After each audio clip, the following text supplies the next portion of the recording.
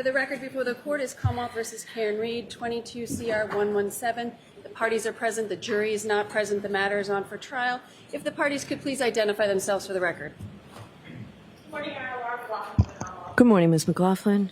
Adam Malik for the Commonwealth. Good morning, Your Honor. Good morning, Mr. Lally. Good morning, Your Honor. Hank Brennan for the Commonwealth. Good morning, Mr. Brennan. Morning, Your Honor. Robert Alessi for Ms. Reed. Good morning, Mr. Alessi. Good morning, Your Honor. David Yannetti for Karen Reed. Good morning, Mr. Yannetti, and good morning, Ms. Reed. All right, so Mr. Yannetti and Mr. Alessi, you're standing in also for Mr. Jackson and Ms. Little? We are. Okay. All right, so first thing we left off yesterday was whether KKKK for identification, the PowerPoint of Dr. Rentschler would be entered into evidence. It will not be based on the objection, so it is excluded from evidence. So it's marked still for identification, and your rights are saved on that. So we ready to go forward with the charge conference? Yes, Your Honor. I guess I have a question first as to whether the court would like to entertain the argument on the motion for required finding not guilty of all the evidence. So, no, we can do that now. So now that my ruling is on this, evidence is closed. Evidence is closed as it was yesterday. So go ahead on your required finding argument. Sure.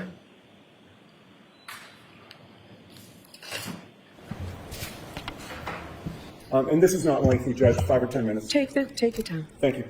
We are renewing our motion for required finding of not guilty at the close of all the evidence, and in so doing, Your Honor, we're incorporating our oral argument in support of this motion that we made at the close of the Commonwealth's case. At that juncture, Your Honor, the Commonwealth had produced no witnesses to testify that John O'Keefe's injuries were consistent with his having been hit by a motor vehicle, and if he was not hit by a motor vehicle, none of these three indictments may stand. The Commonwealth, we believe, at that time fell woefully short of proving their case. Now that the defense has put on a case, the Commonwealth's case has been further weakened, such that none of these charges can stand. Nearly every witness, Your Honor, we have called, we would submit, has destroyed the Commonwealth's theory of the case. Dr. Russell testified for the defense. She's a leading expert on dog bite wound pattern recognition in the country, and she testified about medical injury causation and provided the jury with her expert opinion that John O'Keefe's injuries were consistent with dog-inflicted wounds, both bites and scratches. I would remind the court at this juncture that there was a dog at the very residence where John O'Keefe was found, a dog which was a longtime member of the family, which the family gave away after John O'Keefe's death. A dog which mysteriously was absent from the home at 6:30 in the morning on January 29th, when Jennifer McCabe claimed that she burst into Brian Albert's bedroom where the dog always slept. A dog which was absent from the home when the Canton police entered the home later that morning. Importantly, Dr. Russell agreed with the Commonwealth's medical examiner, Dr. Scorti-Bello, that John O'Keefe suffered no injuries that were consistent with having been in a motor vehicle collision. And again, if there's no collision, there's no case. Dr. Lopesada, one of the most experienced and accomplished forensic pathologists you could find anywhere, agreed with Dr. Russell that John O'Keefe's injuries were consistent with an animal attack. And she agreed with both Dr. Russell and the Commonwealth's expert, Dr. Scorti-Bello, that John O'Keefe was not hit by a motor vehicle. So the question is, in what type of murder case would a judge ever allow a motion for required finding of not guilty? In a murder case where expert testimony on both sides is that the evidence is inconsistent completely with the Commonwealth's theory of the case, that's exactly what we have here.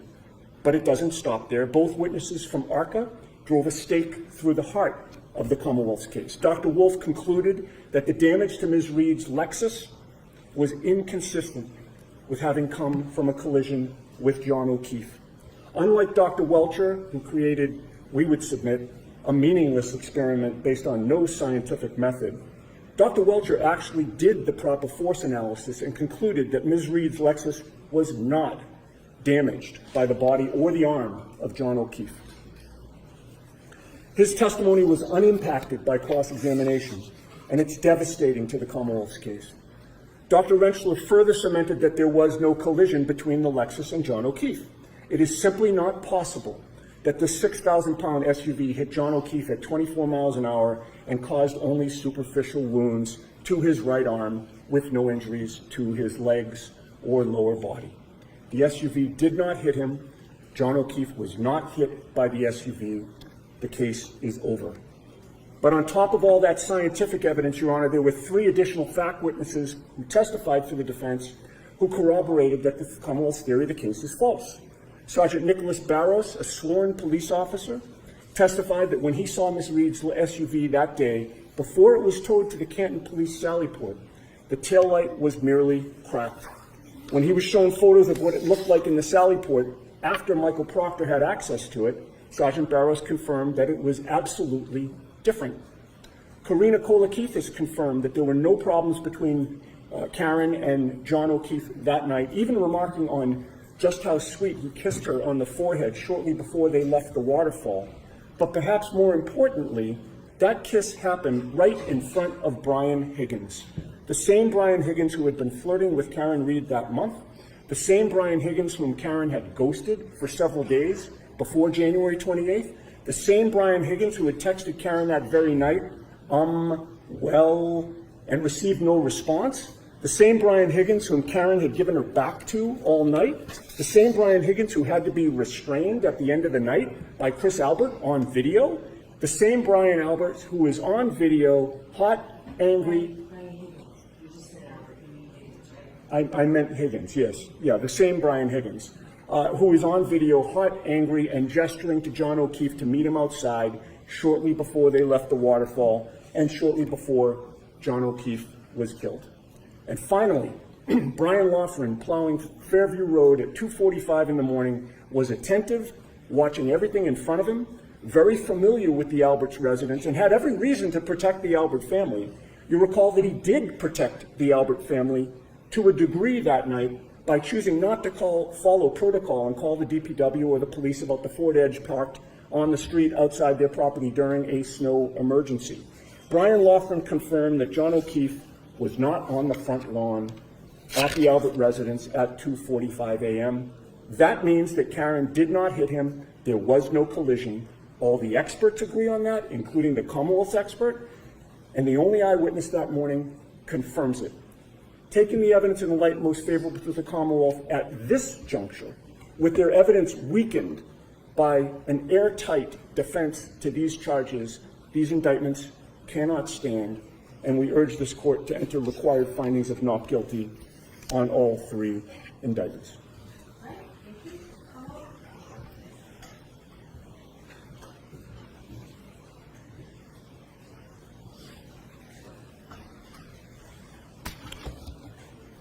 Thank you, Your Honor. The Commonwealth requests that the defendant's motion for required finding not guilty at this juncture, as it was at the close of the Commonwealth's case, be denied.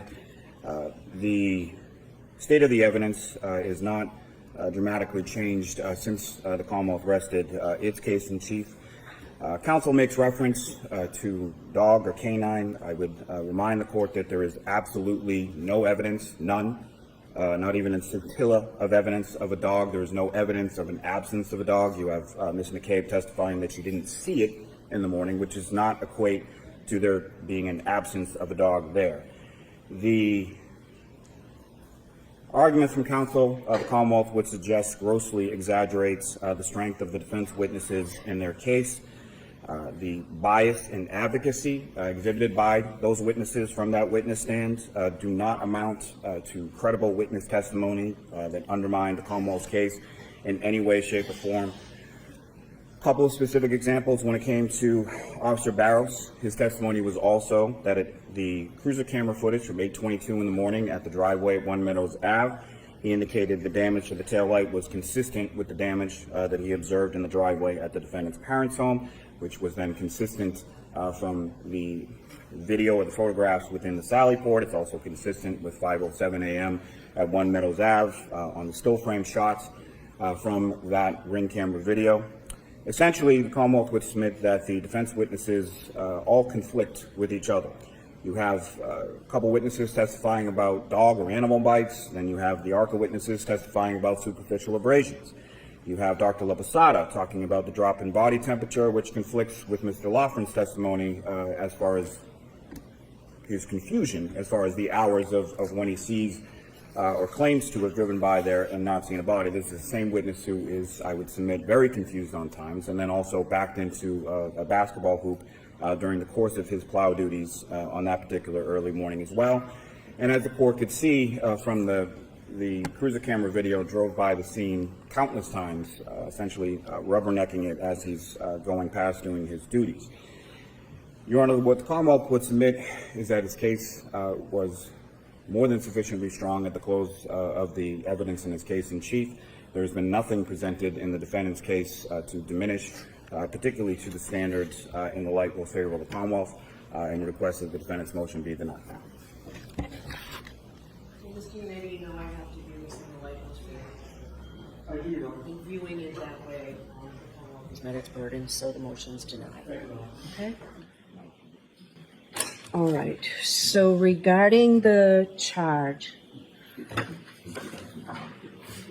so we'll start with the defendant's missing witness request. Who's arguing that motion? We're not arguing that, Your Honor. And I apologize. We made the decision last night to withdraw 2 of our requested instructions, which would shorten things today. Oh, okay, so everything on this is done, right?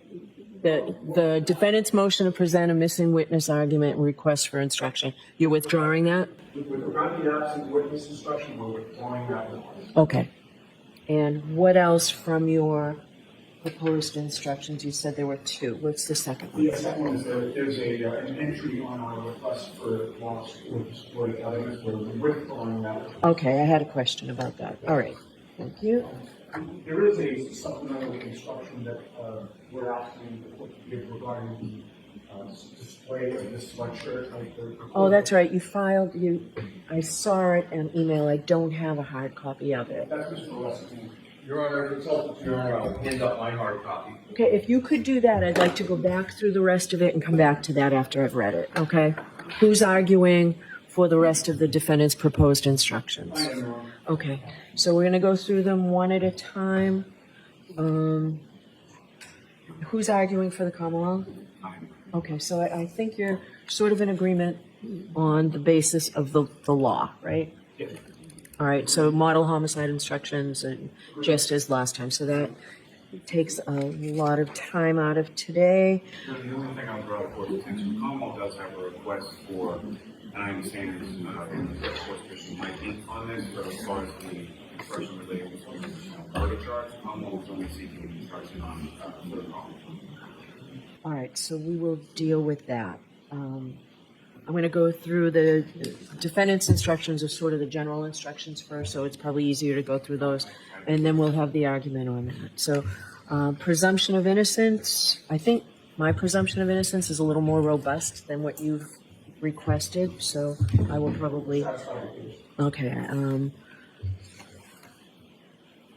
And I will give some version.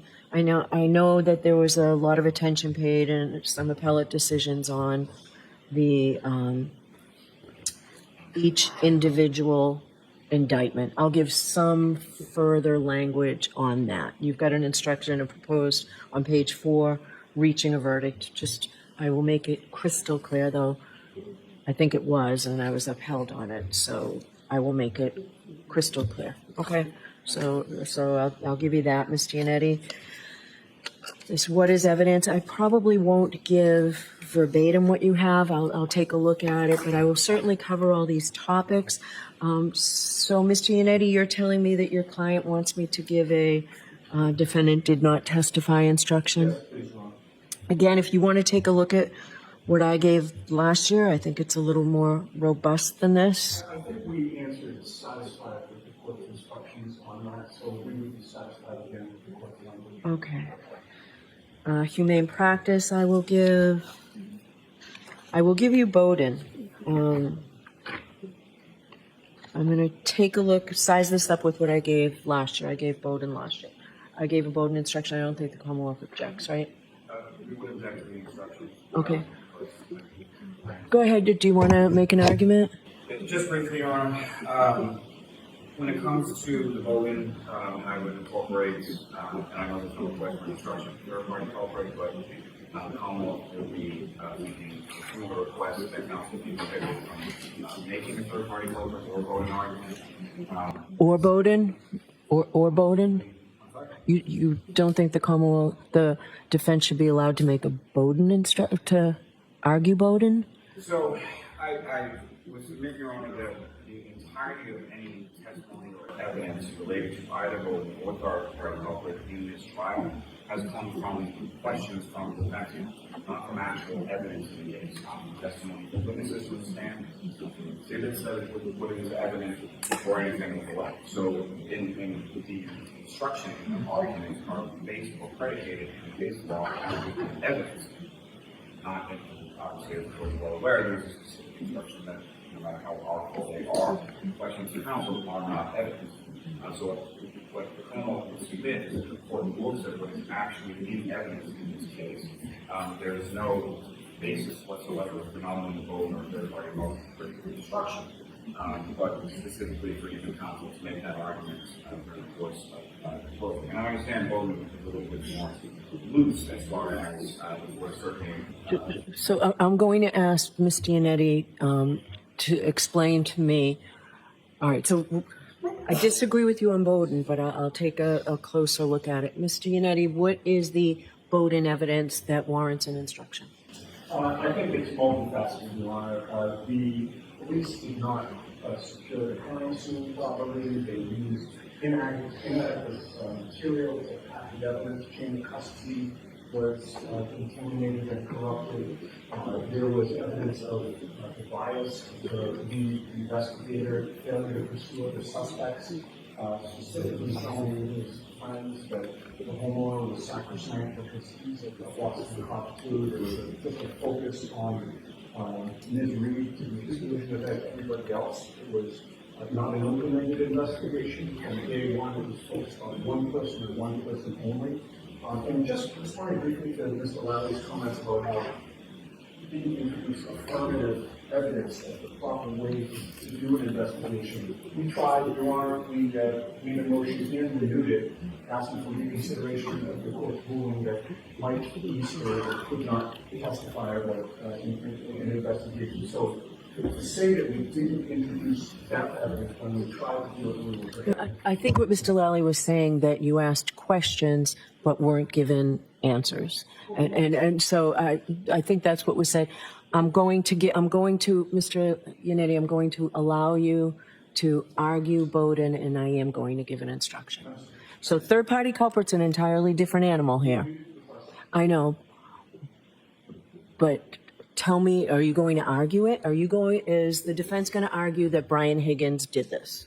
No, we're going to argue that police failed to investigate whether Brian Higgins. Okay, so just so that it's clear, you all know, I believe, third-party culprit separately is a lot different than third-party culprit as it goes to Bowden.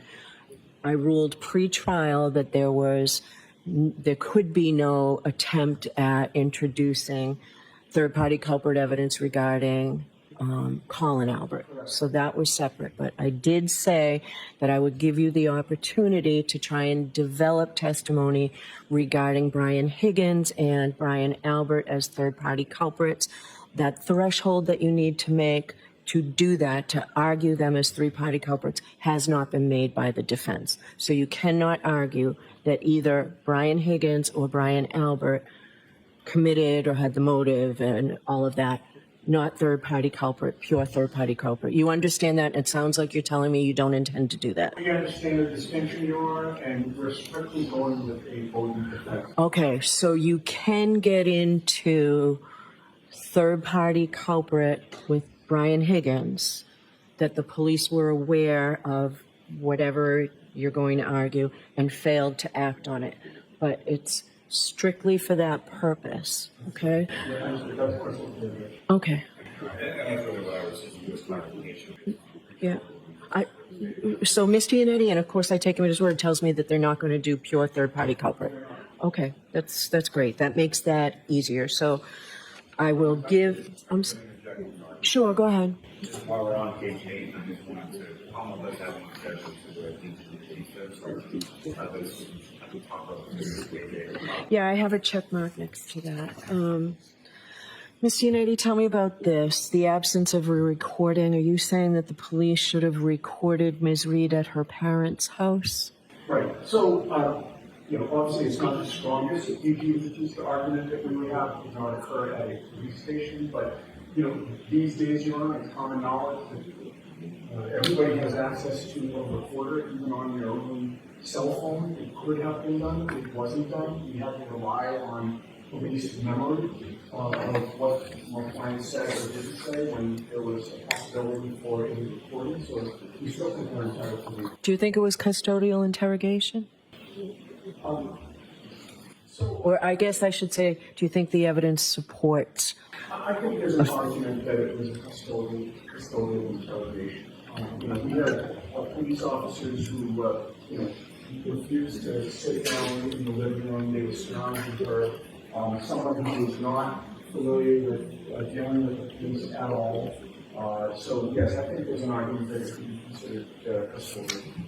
All right, what do you say about all this, Mr. And Hellman? I would also add, Your Honor, Sure. they did seize her vehicle at around the same time. So, that it goes to the initial custody and my client being able to deny it. All right, what do you say? That's the very nature of the objection, Your Honor, is the non-custodial nature of this. So the trooper spoke to Ms. Reed out of context, as they did with a number of different witnesses on that day as well. So of course of that, they spoke to her while she was seated on the couch. Her parents were living room, her parents were present, no one was restricted from being, and it did not end in any sort of custodial situation. She was taken into custody, she wasn't arrested.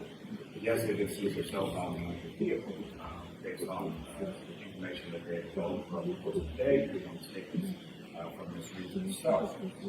But I don't think that transforms that conversation or interview in a parent's living room into a custodial interrogation.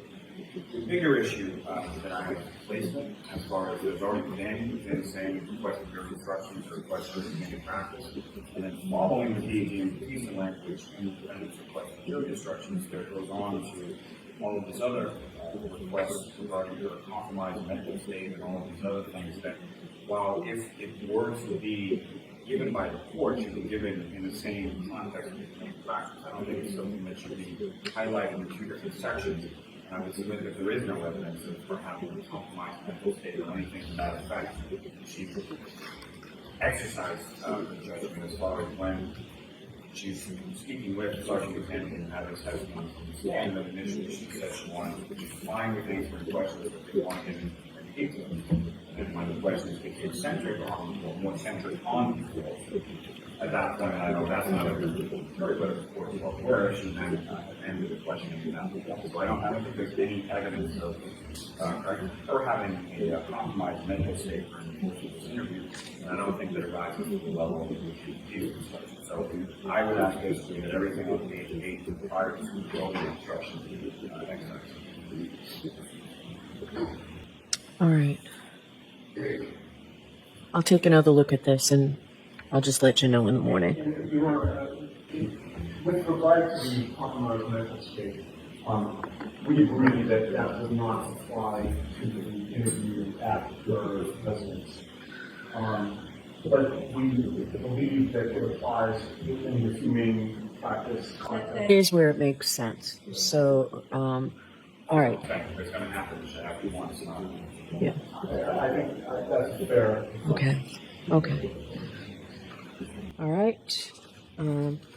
Prior statements, I will give some instruction on prior inconsistent, and I'll give a prior consistent statement. And we'll talk about the view. The absent witness instruction is withdrawn. So is the... Not to interrupt. That's okay. That's okay. With regard to the view, Your Honor, we did include a language reinforcing the fact that the launch that they saw on the was not present on January 29th. We asked the court to repeat that one sentence. Okay. So I did not see this when I took a quick look at the view. All right. I'm not going to repeat it.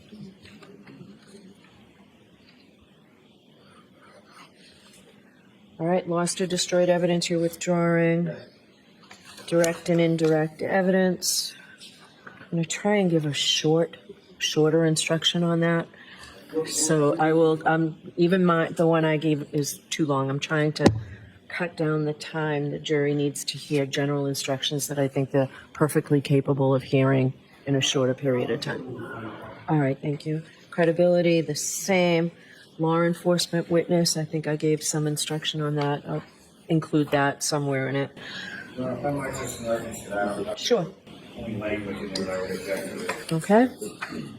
That's when the police officer or someone else who works for law enforcement agency. What do you mean by that?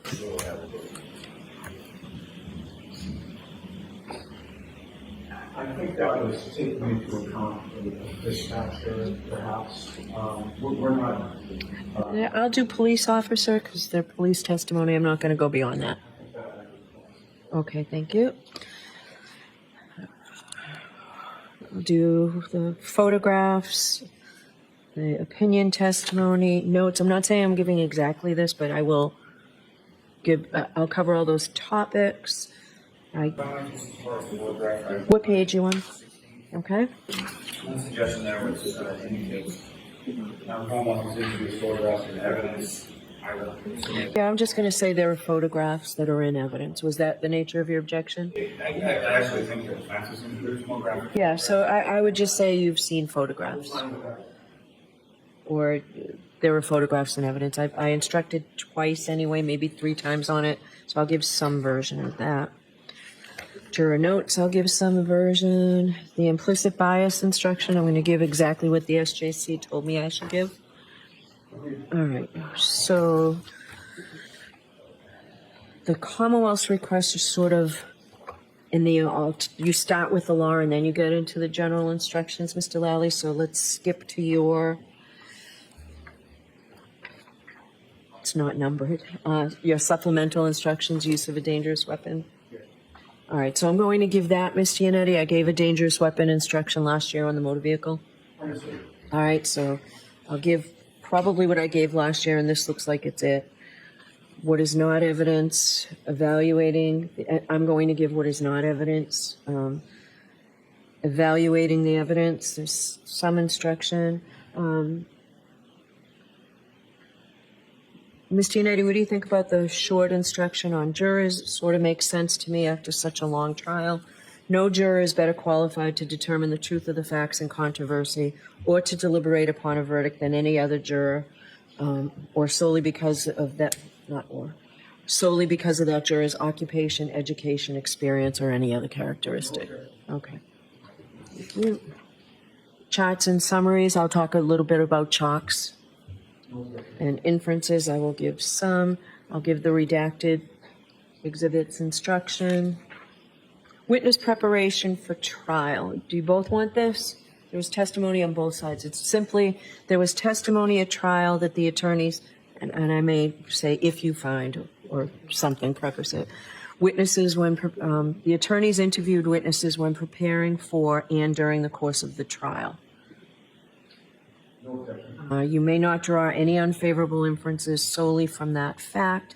There is nothing improper about conducting such interviews. On the contrary, the attorneys are obligated to prepare their case as thoroughly as possible and may interview witnesses. I don't know if there's a sequestration order, if this is appropriate, though, where it says during trial, during the course of the trial.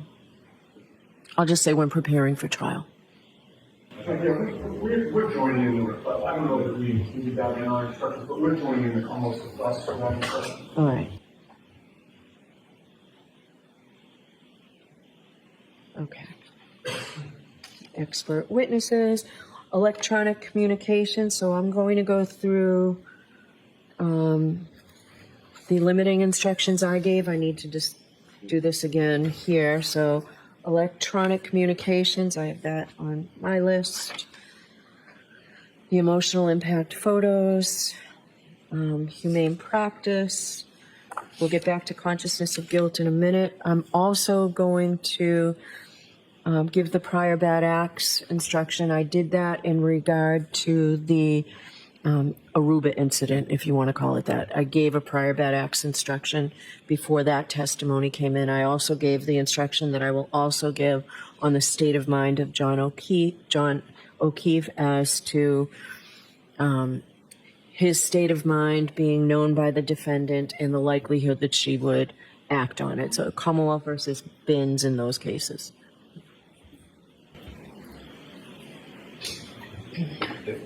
You're right, with respect to Aruba, would you conclude that there was really I thought it came in through Kaylee.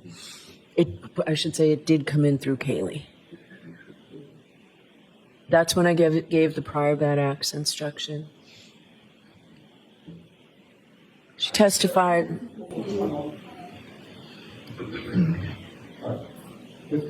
Okay. All right. So, did I give it any other time that there's another event that I should highlight? I don't think so. I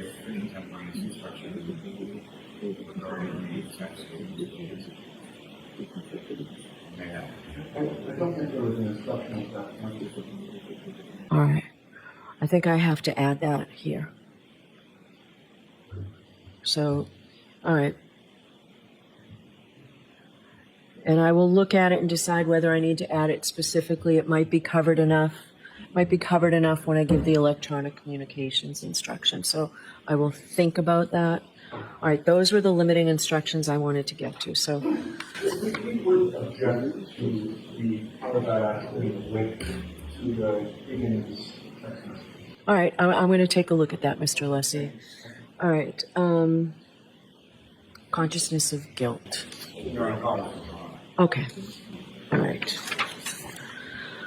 All right, so tell me where the difference is in what I gave last year from the model homicide instruction on second-degree murder and where you're saying I should not this year, Mr. Lally.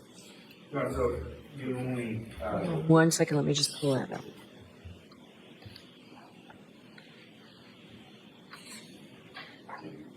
Okay. your opponent's request is merely not for any change or alteration of instructions given other than there are three crimes of malice, and essentially the Commonwealth is requesting that the jury be instructed Speak up. merely on third crime malice, as that's the only one that really applies to these types of situations. Okay. The Commonwealth here refers to two crimes that are essentially training within the situation and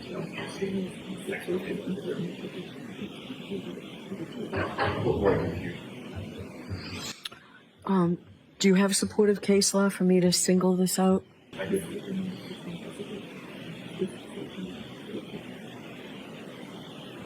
What do you say, Ms. Giannetti? I mean, Mr. Brennan essentially stated that in his opening statement. Stated what? Well, in his opening statement, he stated that he's not alleging that she intended to do him breach other than non-intent felony. And just the third point, he stated that in his opening. I imagine that's what he would likely argue in his closing. You know, I don't have a position on this. I just don't know, and I think the court's going through this analysis in your head as well, whether it's permissible or not. I just raised that as an issue, but I don't have strong feelings about it. I could say the parties agree that the first prong and the second prong are not applicable here.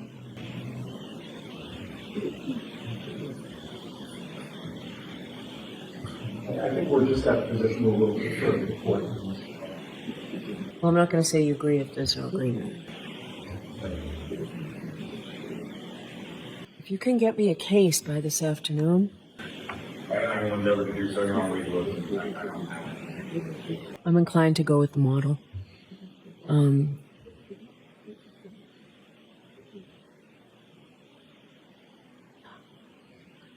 I'll see if there's something I can find.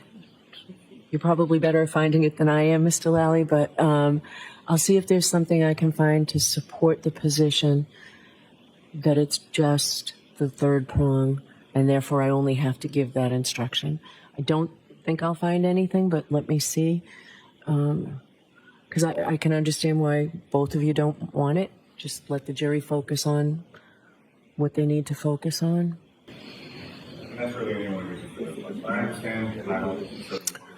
You know, I suppose I could always tell the jurors that the Supreme Judicial Court has come out with jury instructions that I must give in their entire format.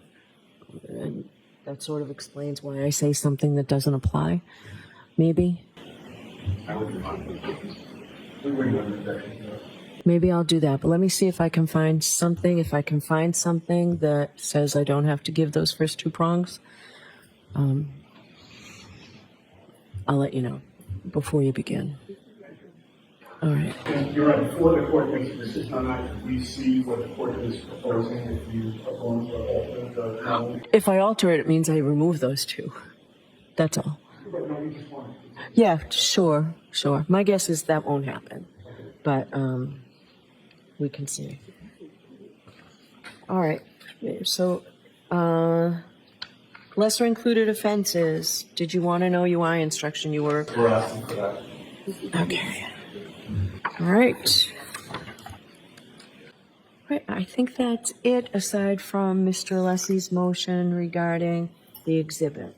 Right. Is there anything else that we're missing? Just a couple of other issues. One is with regard to the Proctor text messages, we have a redacted version now, which we'd like to submit to the court of the Commonwealth. You recall that we had agreed essentially on a redaction subject to the court's ruling. Okay. But it wasn't in final form. We believe it's in final form now. And you all agree that it's in final form? Well, they haven't seen it. Oh.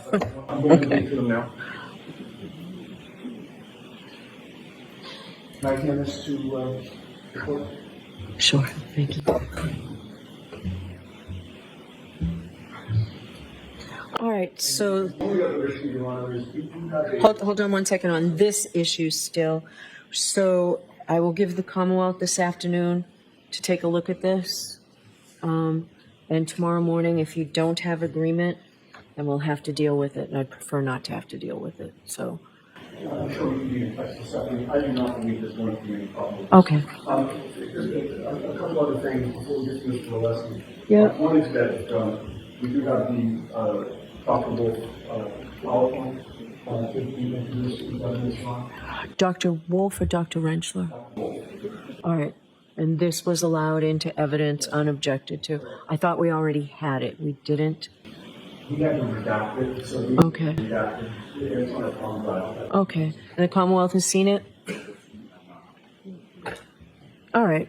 So they'll have to see it. So Mr. Blally, Mr. Brennan, Ms. McLaughlin, one of you has to take a look at it. And then, will the court allow more than an hour? I'll allow more than an hour. I'll allow an hour and 15 minutes. All right. And I think I did mention that we had a proposed verdict slip for competition, Your Honor. You did not. Okay, we do have one, we've got different copies of the Commonwealth, and I hand Okay. the proposed copy to the court. Sure. Is it the same as last year's, but now with a... It's different.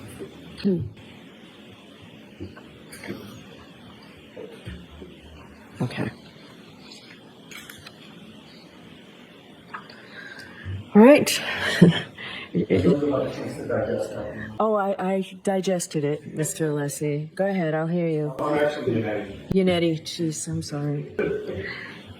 So, Your Honor, you'll recall, we had some spirited argument both before and after the trial regarding this particular issue. And our concern, Your Honor, was that it's obviously a confusing indictment because of the number of lesser included and the number of elements that are different for each lesser included. And we were uncomfortable with, there being one option for not guilty at the top of the form, and then multiple options for multiple different types of guilty verdicts throughout the remainder of the form. So what we have done is to fashion this in a way where the jury, pursuant to the court's instructions, would first decide the offense as charged, and if it's a guilty verdict, Madam Clerk? the analysis is over. If it's a not guilty verdict, they go into the next lesser included offense, and again, same analysis applies. If it's not guilty, they then go to the next until they finally reach the final verdict, which the lessest, or the least, I would say, of the lesser included offenses is simple operating under the influence where they have an option for not guilty or guilty. We've also changed a little bit of the wording, you'll see, which I think makes it clearer and less confusing. When the jury is given options for theories of guilt on at least like three of the charges, including the main charge, because there's this issue of either under the influence or 0.08 or greater. The way it originally read, Your Honor, manslaughter while operating a motor vehicle under the influence of alcohol was repeated twice. It was repeated once where there's an option for guilty, and then it was repeated again with both of the other options. We think that this is simpler, it's cleaner, it's clear, and we believe that this verdict slip is the most appropriate one. Mr. Lally? Your Honor, as the court is probably well aware, the comments are requesting these lesser included, and I certainly understand that if the evidence supports the defense requested, that the court must give it. Having said that, the verdict slip was used in this matter last year. The Commonwealth's made this more division and adapted to the defendant's request. The only other thing I would bring to the court's attention, I don't know if you're aware, there was a case recently, while this case was going on, tried before judge for a while, in which he had a similar issue. I believe he was at least part of the verdict slip from the first trial, in this case, as sort of a template for the lesser included that was instructed and the verdict slip that were utilized in action. I don't have a copy of it on me, but I can certainly get the court copy of it. But that may somewhat helpful with the court. Okay, was that on murder case? It was not, but it had to do with the felony motor vehicle. Yeah, I'll take a look at it. Mr. Turk. Mr. Yannetti, I don't believe I'm going to give this, but I'll take a closer look at it. Well, we appreciate that. Judge Law is an excellent judge. We think that this verdict slip is, it provides the most clarity for the jury. That's why we're Okay, and that's where I think we disagree. So I will take a closer look at that. And so has it been filed officially and docketed? I just handed it, I believe. All right, so Madam Clerk, you have a copy up there? The proposed, I think this is in. Okay, that's what I was wondering, okay. Do you need an extra copy? Sure. Yes. Or, you know what, just mark it for identification, Margaret. We'll do that. Chrissy, please. Just for ID. LL for ID. Thank you. Mr. Lally. Just one request, circling back to the constitutional instructions. The Commonwealth is withdrawing its request for an instruction. Okay. However, we would be seeking to make some argument, reference to your argument from the jury related to specific areas which we need to so the two areas that are sort of listed within that, if you like, some argument from the jury regarding is the defendants taking of the Lexus from when that event came to the Parish residence indictment, and then certain statements made in reference from the various clips of the statements. Okay. In particular, would be the one that essentially she said that they came to know Okay. All right. Mr. Yannetti, do you want to weigh in on that? Yes, we agree with that. I don't see it's her or me being conscious of guilt. And the notion that she's driving from one residence that the police know of to another residence that the police know of, which is her parents' house. The car was open and obvious in the driveway. And in fact, when the police called, she says, yes, come on over.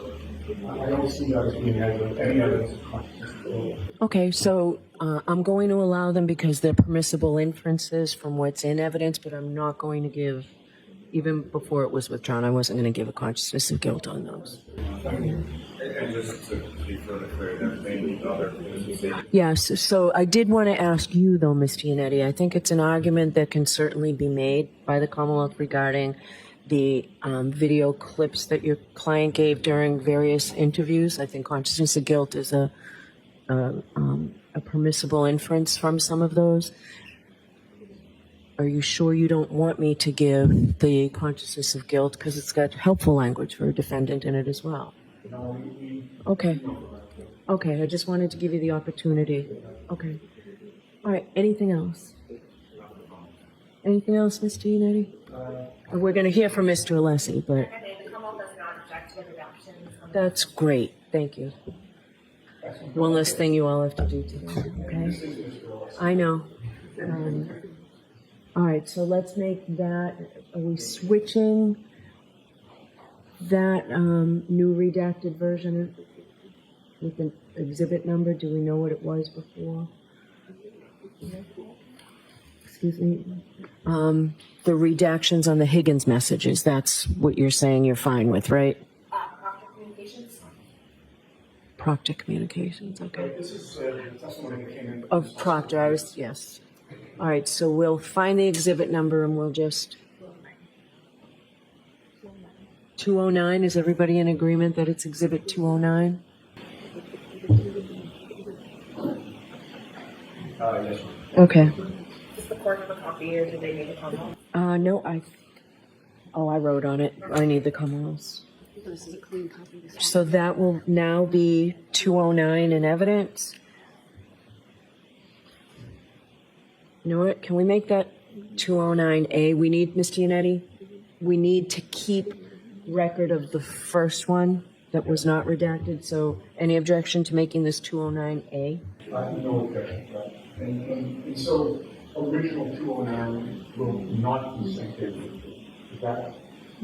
It becomes So what do you think? Yeah. Yeah, so we'll switch it back to ID, and this will just be 209. All right, did we have an ID number on it originally? Can it still be that? Is it redacted? No, it can say that. Okay. Oh, it's just NNN, it's not, Well, where did it? no, it became 209. Our thinking is it needs to be sent back to letters for ID. Yeah, So it'll be marked MM for ID. that's great. And then the redacted version will now just. 209. Yep. So someone send an email to the clerk's office today letting us know if the Wolf PowerPoint is ready to be put into evidence after the Commonwealth looks at it. Okay, so we'll take care of that. All right, Mr. Alessi, I'll hear you. Thank you, Your Honor. If I might suggest respectfully a procedure to the court, I have spoken with the Commonwealth about what the topic is. It's obviously not new to anyone, but perhaps to expedite this matter, if I might suggest to Your Honor to avoid a more lengthier argument, it might even truncate it down to 30 seconds. If we could hear from the Commonwealth on what we have requested, and the topic specifically is entitled Defendant's Motion for Curative Instruction regarding Exhibit 88 and Introduction into Evidence of Exhibits. The exhibits is taken care of, that's no longer an issue. But I did speak with Mr. Lally, and if I could suggest that Mr. Lally could state his position as I understand it, and then I can go from there. It may not be necessary for me to continue on. All right. What's the Commonwealth's position? But Your Honor, Commonwealth's position is ultimately for the court as far as whether or not it's an appropriate instruction to give in the final charge. What Commonwealth will submit is that the contemporaneous instruction was more than sufficient to address the issue, and that it doesn't require any sort of different language or further instruction given to the jury hearing. All right, I'll hear you, Mr. Thank you, Your Alessi. Honor. May I go to the podium? Yes. Thank you. Your Honor, I have given, and Your Honor has provided me previously with a generous opportunity to be heard on this, but I do need to cover some points with regard to the matter. I was hoping to avoid doing this, but given what we just heard, it needs to be done respectfully. As Your Honor knows, we have submitted this motion, and as part of the motion, it really consists of two parts. The first part is the text and the basis for what we're requesting. I'll come to that in a moment. And then attached to it is Exhibit A and Exhibit B, and those exhibits are our best effort at transcribing, because there's not an official transcript at this point of exactly what happened. Why do we put it in the exhibits? We put in the exhibits because we believe it really sets forth and illuminates quite vividly what occurred. It occurred rather rapidly, but I think this allows for a much more these exhibits allow for a much more reflective analysis. So just briefly, what, as we know, happened is Attorney Brennan took Exhibit 88 encased in whatever the plexiglass material, had it set up, and we understand this now in retrospect, behind the witness stand, and then at a certain time in the cross-examination of our witness, Dr. Wolf, confronted Dr. Wolf with it as part of an accident reconstructionist cross-examination, and challenging Dr. Wolf on several aspects. And this one was particularly apt. The subject matter, not the manner of the examination, was, Dr. Wolf, you're saying this, these are your theories. However, did you consider and take into account the holes in the back of the hoodie? And that led to a series of questions and a series of answers.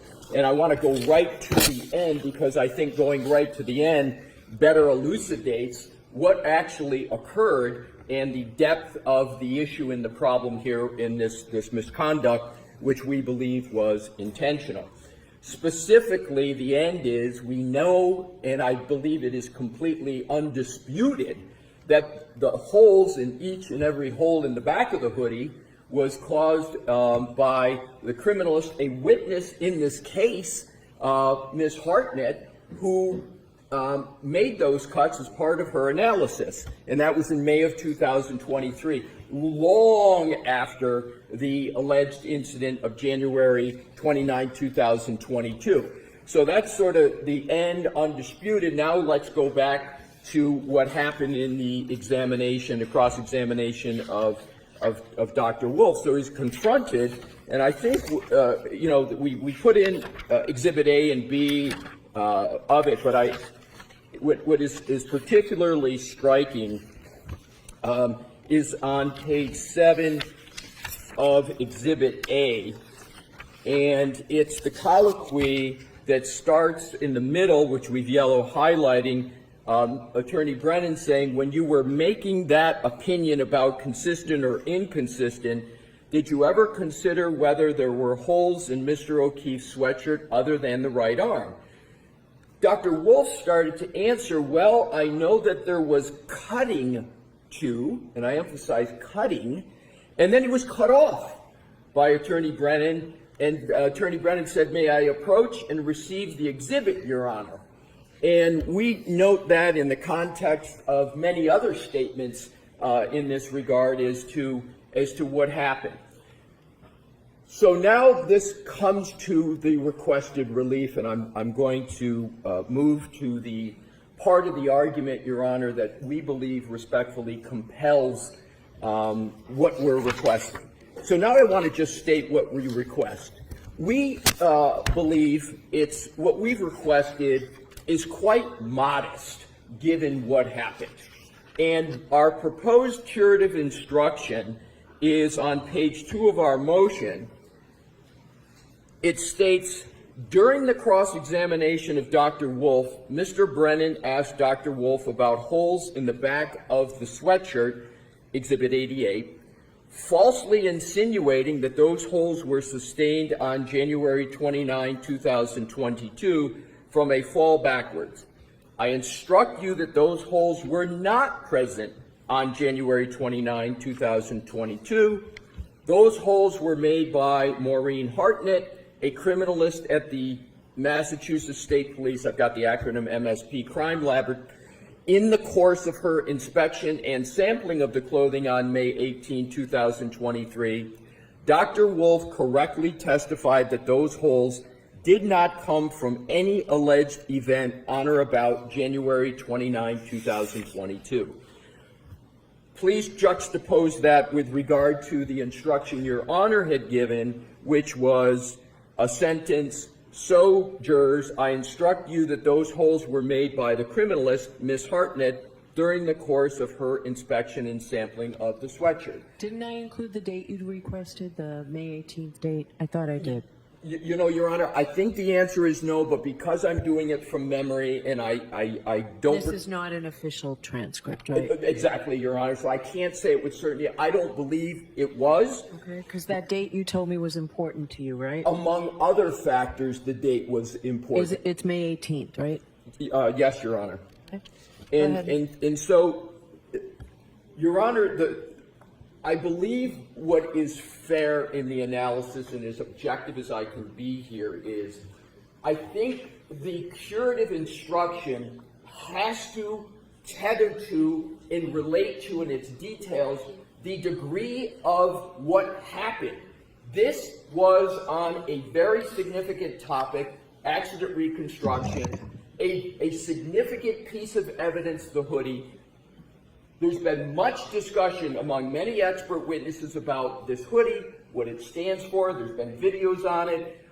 You know, our position, the hoodie in a proper accident reconstruction would be completely unaffected by any alleged motor vehicle incident. And then to show the witness on this for the defense, it clearly left the impression to any objective observer that Dr. Wolf had somehow been incompetent, which is 180 degrees of the reality, but also that he just wasn't otherwise diligent, and the jury, therefore, should not weigh and value his opinion. This is very, very significant, and I underscore, Your Honor, we didn't cause this problem. We didn't cause any of this issue. So, to me, I do not understand why the Commonwealth would not support this. What we have written down here supports the truth. We all, I believe, should have the common goal of the jury receiving the truth.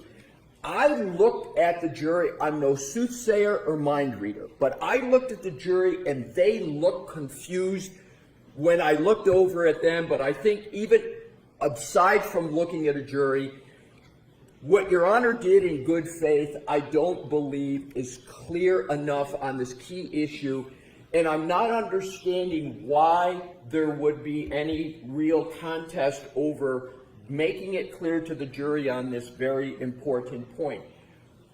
The defense, to my point of being measured at the time and being measured now, we could be requesting a lot more statements about what occurred. And I've been in situations in other trials where things have happened and there's been many more significant things stated. So in conclusion, Your Honor, the defense not having contributed at all to this issue, the significance of the issue, the significance of the error, it's undisputed about the error, to me, respectfully, all augurs for more clarity here. And the final point, there's two issues here. There's the fact of when these holes occurred, these cuts, and how they occurred, that's one bucket. But the second bucket, which is not in the current instruction, is our expert witness, Dr. Wolf, and the impression left upon him, and that is why we have the language in there, again, we believe quite measured, just the sentence at the end to take care of the harm to our witness with regard to what occurred. So, therefore, Your Honor, we respectfully request that this be given so that the jury has a clear and complete and truthful understanding of not only what happened, but also to make sure that it is what's created for the jury is accuracy, hence truth can be concluded. Thank you, Your Honor. Thank you. I do just want to point out one thing. It was not objected to at the time it came in. That's my only comment. I will consider this. I'm going to hear from Mr. Lally. I will consider this. What is it that was not objected? The testimony was not objected to. I didn't hear this until I think after another witness. Your Honor, if I could just thank you for raising that. 10 seconds for that. I will, and I made this point the very time that I made the argument last time. We were not shown that Exhibit 88 in the encasement. It was behind the witness. We didn't even know that it was behind the witness. So what happened was Attorney Brennan went up, retrieved it, and immediately went to the witness with it, showed it. We couldn't even see what was happening. There was no physical nor other ability for us to object at the time. So I appreciate you giving me the opportunity to respond to that. All right, Mr. Lally. Very briefly, Your Honor. Keep your voice up, please. Yes, very briefly. I'm not going to get into a belaboring point as far as the back and forth conduct of counsel. During the heat of trial, during the heat of the extended exchange with a witness on the stand, things can happen. It was recognized, Acknowledged, and accepted as a mistake.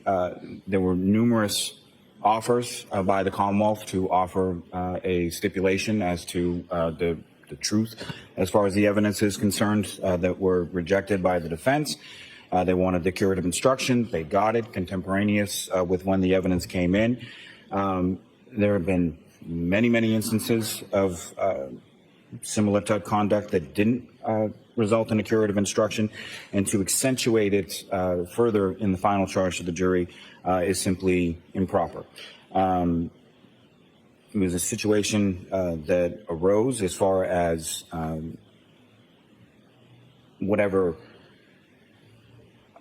misstatement was made at the time, as far as whether it's from the testimony from the witness or the question from counsel, was immediately remedied, was taken care of.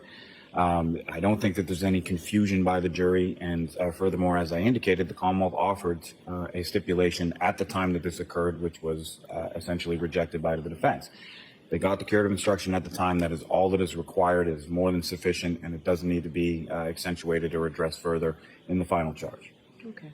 So I'll consider it, Mr. Alessi. Okay? Thank you, Your Honor. All right. Anything else? Two things I'd like to talk about for scheduling. The jurors get here early. I'm going to ask if the court officers to call the jurors and ask them two things. To ask them if they can get here a little bit earlier so that we can all be in the courtroom at 8:45 ready to start. So things take a little while generally. That will assure us the closing arguments will start right at 9, maybe a few minutes earlier.